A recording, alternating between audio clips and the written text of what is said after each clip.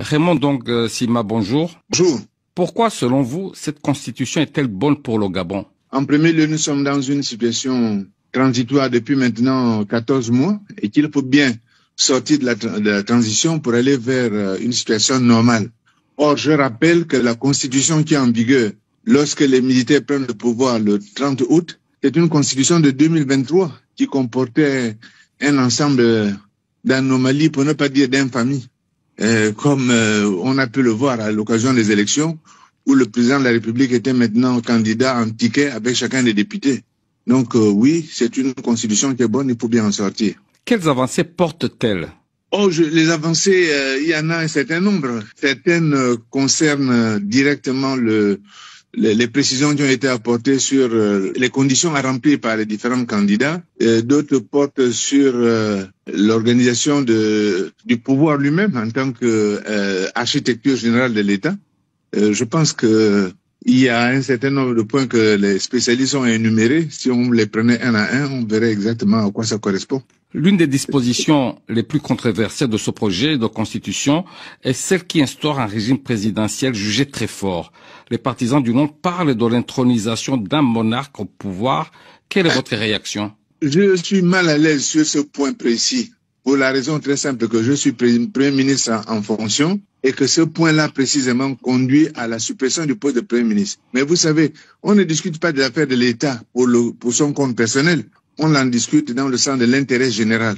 Je rappelle que deux de mes anciens prédécesseurs à la fonction de Premier ministre ont indiqué que pour eux, il fallait supprimer la fonction de Premier ministre parce que celui-ci avait des pouvoirs fictifs. Donc, il valait mieux établir une clarté dans la liaison entre les pouvoirs décrits et les pouvoirs exercés. Donc, dès lors que le plus gros des personnes qui sont concernées se prononcent en faveur de quelque chose, je ne vois pas pourquoi je m'y opposerais. Mais sur la question précise de l'intronisation d'un monarque au Gabon, qu'est-ce que vous répondez? Je voudrais bien qu'on me montre ce qu'on appelle le monarque intronisé. Lorsque l'on prend les dispositions de la Constitution qui était jusque-là, nous avions un président de la République qui définissait la politique de la nation, un Premier ministre qui conduisait cette politique. Mais en pratique, nous avions un président de la République qui était président du Conseil supérieur de la magistrature. C'est pas une nouveauté. Nous avions un président de la République qui avait à son actif la possibilité de nommer un Premier ministre et de le révoquer ad nutum. C'est pas une nouveauté. Quelle est aujourd'hui la différence avec ce qui se passait? Je vois qu'il n'y a pas de très grande différence. Je pense que on est en train de faire des jeux de mots, mais la réalité est que le président de la République disposait déjà de tous les pouvoirs qu'il a aujourd'hui et qu'on clarifie purement et simplement. Le président peut, par exemple, dissoudre l'Assemblée, mais le Parlement n'a que la haute trahison comme moyen de pression contre lui. Est-ce que ce déséquilibre des pouvoirs n'est-il pas dommageable? Écoutez, tous les cas de figure sont dommageables. On peut imaginer que telle situation soit dommageable. Moi, j'ai indiqué, écoutez, dans mes interventions dans la campagne, j'ai dit clairement que nous sommes dans un cas de figure où il faut prendre une décision à un moment donné. Nous verrons bien à la pratique si ça pose des problèmes, comment on fait pour revenir dessus. En effet, on peut avoir le sentiment que le président disposant de la possibilité de dissoudre d'un côté et le Parlement n'ayant pas la possibilité de le destituer de l'autre, ça crée un déséquilibre. C'est une possibilité. Est-ce pour autant qu'on a un monarque? Je ne sais pas. Alors, pour soutenir le choix pour le nom, les partisans du rejet regrettent la concentration des pouvoirs entre les mains du chef de l'État. La justice, par exemple, va rester sous son contrôle. Que leur répondez-vous? Vous savez, le processus qui a été conduit pour arriver au point où nous sommes, on l'a lancé en octobre 2023 en demandant aux uns aux autres d'apporter des contributions sur le diagnostic de la situation du pays et sur les solutions qu'ils proposaient pour corriger les déséquilibres qui apparaissaient. Je rappelle que ce processus qui s'est déroulé pendant 2 mois a été suivi ensuite d'un dialogue national. Je pense que les arguments qu'ils invoquent maintenant, ils auraient dû les présenter au moment du dialogue national. Il pointe le fait que c'est au final le président Oligui Nguema qui a choisi les éléments qui devaient rentrer dans la Constitution. Au fait, à qui faites-vous allusion quand vous dites les adversaires de cette... Ceux qui prônent le nom. J'entends beaucoup de critiques, etc. Mais je rappelle qu'un débat a eu lieu pendant 1 mois à Ngondje sur différents aspects, sur les questions constitutionnelles, etc. Je n'ai pas entendu qu'ils ont déposé ces arguments à ce moment-là. Ensuite, lorsque le débat a eu lieu à l'Assemblée nationale, lorsque le texte a été transmis au Parlement, en Congrès, il y a eu beaucoup d'auditions là-bas. Est-ce qu'ils ont fait valoir leurs arguments à cet endroit? Je ne sais pas très bien. Est-ce que finalement le Gabon ne court-il pas le risque de connaître les mêmes travers que sous le régime déchu, les mêmes causes produisant les mêmes conséquences? Oui, c'est possible. C'est toujours possible dans tous les cas de figure au monde qu'on retrouve les mêmes travers. Mais est-ce que nous pouvions rester dans une position transitoire infinie? La question, c'est quelle est la contre-proposition qui a été faite? Je rappelle, vous savez, quel est le grand théorème de l'impossibilité d'agrégation. Quand on a un texte qui fait 175 articles, est-ce que vous croyez qu'on peut tomber d'accord, la totalité des gens, les citoyens de ce pays, sur les 175 articles? À un moment donné, il faut bien sortir de la transition. Et c'est vrai qu'il y a des points qui peuvent poser problème, mais à la pratique, on verra comment ils vont se déployer, comment ils vont se dérouler. Autrement, on resterait sur place et moi, je considère que à un moment donné, il faut sortir d'une boucle dans laquelle on se trouve. On est dans la boucle transitoire. Il y a des propositions qui sont faites. Il y a beaucoup de choses qui ont été modifiées, assouplies. Je vous rappelle les questions sur la nationalité. Je vous rappelle les questions sur les aspects fonciers. Je n'ai pas le texte en entier sous les yeux, donc je peux ne pas me rappeler tous les détails. Donc, je pense que dans une situation donnée, il faut accepter d'aller au débat et considérer à un moment donné qu'on ne peut pas avoir raison sur tous les points. Et il faut prendre date de bonne foi sur le fait qu'on arrête une position et on verra bien à la pratique comment ça va évoluer. L'ancien Premier ministre Billy Binze qualifie cette constitution de texte d'exclusion. Il cite notamment la question de la limitation d'âge de 35 à 70 ans pour être candidat à la présidentielle ou encore l'impossibilité pour les descendants d'un chef d'État d'être candidat. Votre réaction? Bon, je pense d'abord que Billy Binze est, à mon avis, de tous les Gabonais, celui qui peut le moins s'exprimer sur ces questions tellement sensibles. Je rappelle que M. Billy Binze était l'année dernière Premier ministre. Quand on a été à ce point un fossoyeur de la République en signant en année électorale, à quelques semaines de l'élection, une loi portant modification des dispositions, des conditions de l'élection, on se tait, on ne parle pas. C'est ça qu'il devrait faire. M. Billy Binze est en liberté par la magnanimité de mon gouvernement, qui devrait le poursuivre, mais qui a choisi de pèsement parce qu'on aurait pu le poursuivre pour atteinte, pour forfaiture et violation des lois. Ils ont violé la loi. La loi disait qu'on ne peut pas modifier le code électoral en année électorale. Et il a contresigné, ça porte sa signature. Alors il n'est pas bien placé pour venir nous donner des leçons. Je suis désolé. Est-ce que le camp du oui n'a pas bénéficié d'un certain avantage durant la campagne, au vu des tournées du président de transition de ses ministres avant son début? Ça, c'est une question que je trouve à la fois, je dirais, logique. Nous sommes dans un gouvernement de transition qui s'est engagé à sortir de là par une restauration des institutions. La logique même veut que l'on propose un texte qui est dans l'ordonnancement un des éléments qui permet de revenir à l'ordre normal.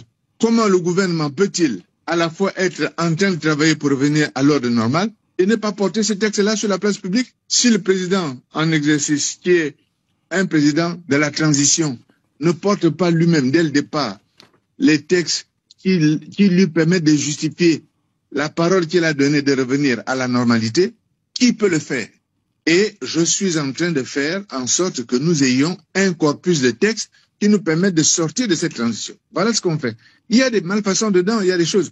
Mais au final, l'objectif, c'est d'être sorti de là dans un délai raisonnable.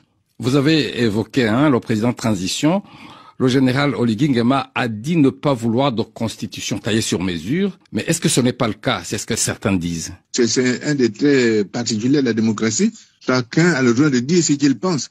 Et je crois que c'est une question d'appréciation personnelle. Oui, effectivement, les gens peuvent dire que c'est une constitution qui est taillée sur mesure. Non, d'autres peuvent dire que ce n'est pas le cas. Nous verrons bien à la pratique. Mais je rappelle tout à l'heure, quand vous évoquez l'une des personnes qui est opposée, qui indique que le président, il y a discrimination par rapport au fils du président, il ne faut pas vouloir une situation contraire. On ne peut pas vouloir à la fois éviter qu'un système monarchique ne s'installe et s'opposer à ce que les gens ne mettent pas une barrière à ce que les fils de président ne soient pas candidats ou les filles de président, etc.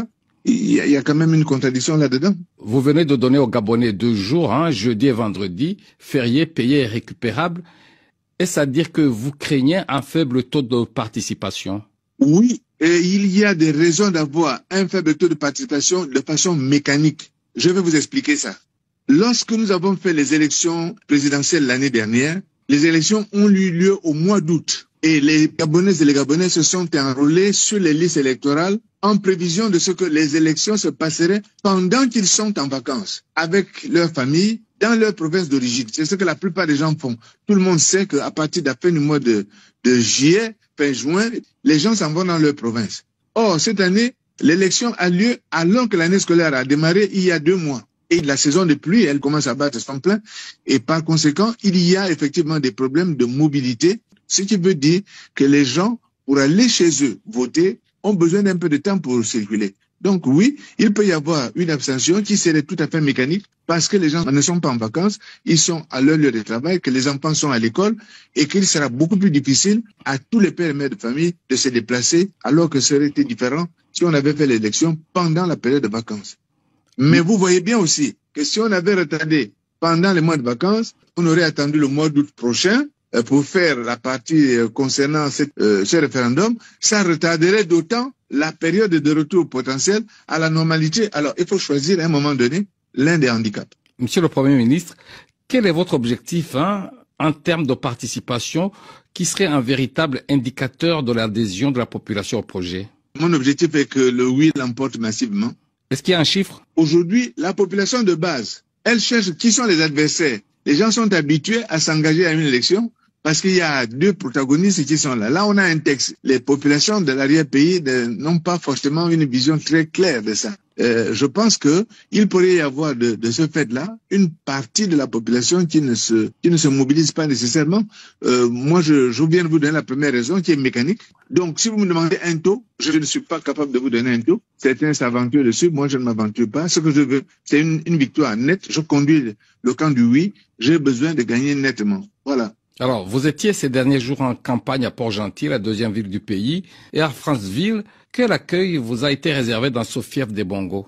J'ai été très bien accueilli à Franceville. J'ai été très bien accueilli partout. Bon, je rappelle que en premier lieu, nous avons eu des mobilisations limitées dans la mesure où il s'agissait pour moi d'aller rencontrer les coordinations de chacune des provinces, coordination de campagne de chacune des provinces, pour les rebooster, pour les relancer, pour, disons, les pousser à se déployer sur le terrain et leur demander de s'impliquer dans un travail de proximité. C'était ça. Dernière question, Monsieur le Premier ministre.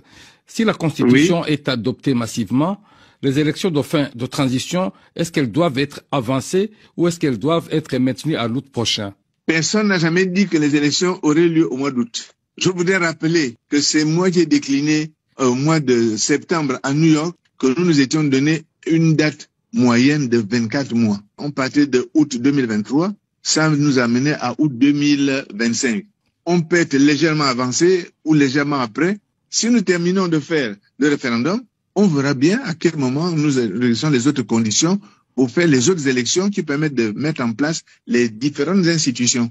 Août 2025, c'est pas une date marquée dans le marbre pour moi. C'était un objectif de date. L'essentiel, c'est que, comme on le voit depuis 1 an et 2 mois, nous sommes dans un calendrier, on tient le tempo. Raymond donc Sima, merci. C'est moi, merci encore.